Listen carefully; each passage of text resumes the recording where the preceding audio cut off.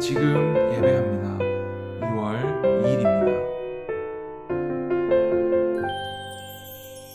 오늘 하나님께서 우리에게 주시는 말씀은 민수기 22장 36절에서 23장 12절까지의 말씀입니다. 우리 길지만 함께 차근차근 읽어보겠습니다. 발락은 발람이 온다함을 듣고 모압 변경의 끝 아르논가에 있는 성읍까지 가서 그를 영접하고 발락은 발람에게 이르되 내가 특별히 사람을 보내어 그대를 부르지 아니하였느냐? 그대가 어찌 내게 오지 아니하였느냐? 내가 어찌 그대를 높여 존귀하게 하지 못하겠느냐? 발람이 발락에게 이르되 내가 오기는 하였으나 무엇을 말할 능력이 있으리이까? 하나님이 내 입에 주시는 말씀 그것을 말할 뿐이니이다. 발람이 발락과 동행하여 기럇 후솥에 이르러서는 발락이 소와 양을 잡아 발람과 그와 함께한 고관들을 대접하였더라. 아침에 발락이 발람과 함께하고 그를 인도하여 바알의 산당에 오르매 발람이 거기서 이스라엘 백성의 진 끝까지 보니라. 발람이 발락에게 이르되 나를 위하여 여기 제단 7을 쌓고 거기 숫송아지 7마리와 순양 7마리를 준비하소서 하매 발락이 발람의 말대로 준비한 후에 발락과 발람이 제단에 숫송아지와 순양을 드리니라. 발람이 발락에게 이르되 당신의 번제물 곁에 서소서 나는 저리로 가리이다. 여호와께서 혹시 오셔서 나를 만나시리니 그가 내게 지시하시는 것은 다 당신에게 알리리이다 하고 언덕길로 가니 하나님이 발람에게 임하시는지라. 발람이 아뢰되 내가 7제단을 쌓고 각 제단에 숫송아지와 순양을 드렸나이다. 여호와께서 발람의 입에 말씀을 주시며 이르시되 발락에게 돌아가서 이렇게 말할지니라.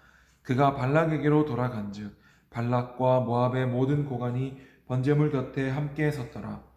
발람이 이 예언을 전하여 말하되 발락이 나를 아람에서 모압 왕이 동쪽 산에서 데려다가 이르기를 와서 나를 위하여 야곱을 저주하라.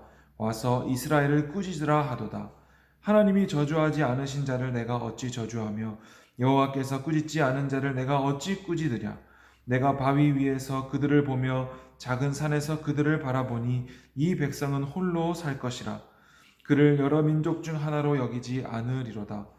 야곱의 티끌을 누가 능히 세며 이스라엘 4분의 1을 누가 능히 셀고 나는 의인이 죽음을 죽기 원하며 나는 종말이 그와 같기를 바라노라 하매 발락이 발람에게 이르되 그대가 어찌 내게 이같이 행하였느냐? 나의 원수를 저주하라고 그대를 데려왔거늘 그대가 오히려 축복하였도다. 발람이 대답하여 이르되 여호와께서 내 입에 주신 말씀을 내가 어찌 말하지 아니할 수 있으리이까. 아멘. 기도하겠습니다. 주님 감사합니다. 오늘도 주님 말씀 앞에 섭니다. 우리는 여전히 연약하고 어리석은 자들이오나 오늘 하루 동안 해야 할 말들을 하게 하시고 만나게 할 사람들을 만나게 하시며 하나님 이 모든 시간들을 통해서 하나님의 선하심과 거룩하심을 보는 시간 되게 하여 주시옵소서. 우리 중등부 모든 친구들 각자의 삶의 자리에서 공부하고 또 삶을 살아갈 때 그 모든 삶이 하나님께 드려지는 거룩한 예배가 되게 하여 주옵소서. 예수님의 이름으로 기도드립니다. 아멘. 발락이 준비했던 황금과 그런 모든 보물을 받기 위해서 발람은 하나님의 뜻을 묻습니다. 그리고 하나님은 어디 한번 가봐라 라고 말씀하시죠. 그리고 그 길을 떠나던 중에 나귀가 칼을 들고 서 있는 하나님의 사자를 보고 가던 길을 멈추게 됩니다. 발람은 화가 나서 어서 가자고 나귀를 채찍질하게 됩니다. 그리고 결국에는 하나님의 사자가 다가와서 네가 조금만 더 앞으로 나왔으면 내가 너를 죽였을 것이다 라고 말하죠. 선지자였던 발람은 여호와의 사자를 보지 못합니다. 왜요? 황금과 보물에 눈이 멀었기 때문입니다. 하나님의 뜻을 겉으로는 구한다고 했지만 그 마음속에는 여전히 하나님의 뜻이 아닌 자기의 욕심을 챙기기 위한 마음들이 있었다는 것입니다. 그리고 발람을 살려두신 이유가 무엇인지 오늘 드디어 나타나게 됩니다. 발람은 드디어 발락을 만나서 하나님께 제사를 먼저 드리자, 예배를 먼저 드립시다 라고 이야기합니다. 왜냐하면 예배는요, 하나님께서 우리에게 말씀하시는 시간이기 때문입니다. 우리의 찬양과 기도와 우리의 모든 삶을 하나님께 올려드림과 동시에 하나님은 우리에게 말씀하십니다. 그러니까 우리가 드리는 모든 예배는요, 목사님이 말씀을 전하든 아니면 또 다른 누군가가 말씀을 전하든 상관없이 예배 때는 하나님의 말씀이 선포되어진다라는 것을 여러분들이 믿음으로 또 마음으로 반응할 수 있어야 된다는 거죠. 그러니까 우리가 매주 그리고 또 매일 드리는 예배 가운데 지난주는 예배가 재밌었는데 이번 주는 예배가 재미없어 라고 말해서는 안 된다는 거죠. 왜냐하면 모든 예배는 거룩하고 하나님께서 우리에게 말씀하시는 시간이기 때문입니다. 물론 우리의 기도도 들으시고요. 그러니까 모든 예배는 거룩합니다. 그러니까 우리의 삶이 예배가 된다라는 것은 하나님의 말씀이 우리에게 임하는 시간이고 또 우리의 기도와 찬양과 우리의 마음을 드리는 시간이다라는 것입니다.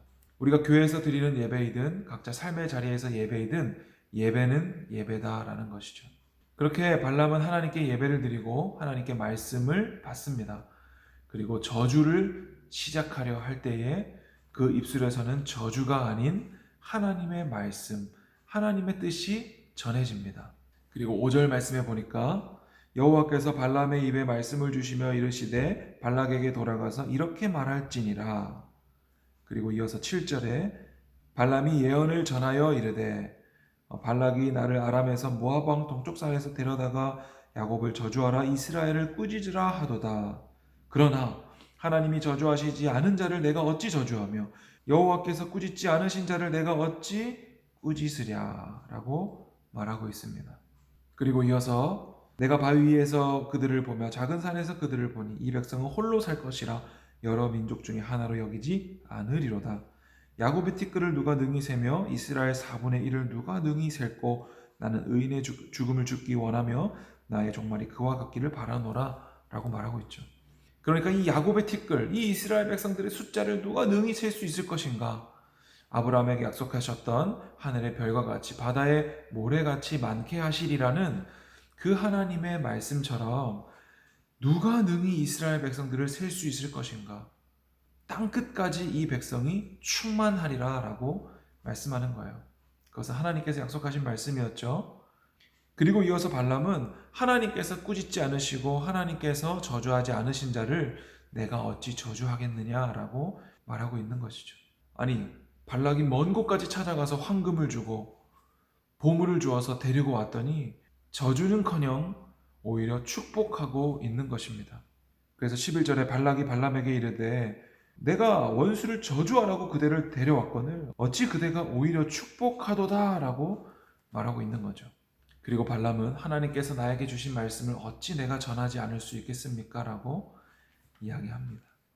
여러분, 이스라엘 백성들은요, 그러니까 믿는 우리들은요, 축복받은 주의 자녀들입니다.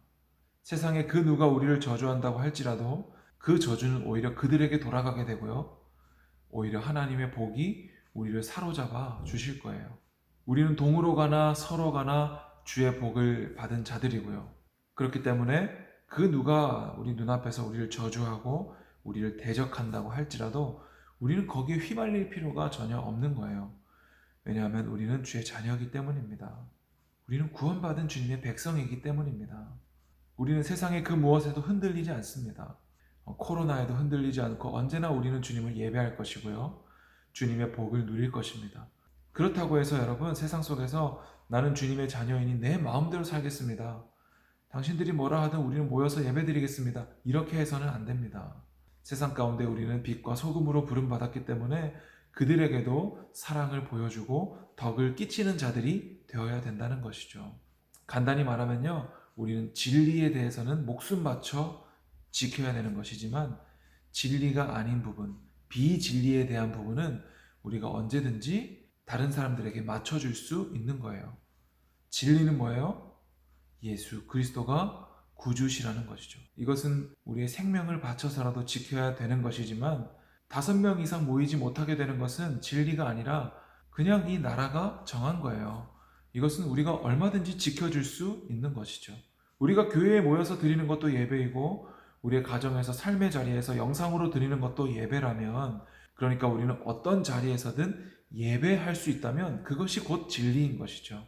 오늘 하루도 하나님께서 보내신 자리에서 이 예수 그리스도가 우리의 구주시라는 진리를 끝까지 지킬 수 있기를 바라고, 그리고 이러한 진리를 다른 사람들에게 전하기 위해서 우리가 이 세상에서 또 나라에서 요구하는 방역 지침들을 잘 지키면서 하나님의 사랑을 전할 수 있는 우리 모두가 되었으면 좋겠습니다. 그러기 위해서는 우리가 더 하나님의 자녀로 살기 위해 몸부림쳐야 되고요. 그리고 남들은 이만큼만 한다면 우리는 이만큼을 할 수 있는 넉넉한 마음과 여유와 사랑이 우리 가운데 있어야 되는 것입니다. 오늘 하루도 주님의 복을 누리는 거룩한 주님의 자녀로 살아갈 수 있는 우리 모든 중등부 되기를 축복합니다. 기도하겠습니다. 주님 감사합니다. 오늘 우리의 삶에 어떤 어려움과 우리를 대적하는 자들이 눈앞에 있을지라도 우리는 주님의 복을 받은 자녀들임을 기억하고 언제 어디서나 주님의 복을 누리며 하나님께 예배하는 자들로 살아가게 하여 주시옵소서. 그렇게 살아갈 때 우리를 통하여 하나님의 사랑이 흘러가고 또 우리에게 주신 그 복이 다른 사람들에게 전해져서 나뿐만 아니라 다른 모든 사람들도 구원받는 주님의 자녀된 삶 살게 하여 주시옵소서. 예수님의 이름으로 기도드리옵나이다. 아멘.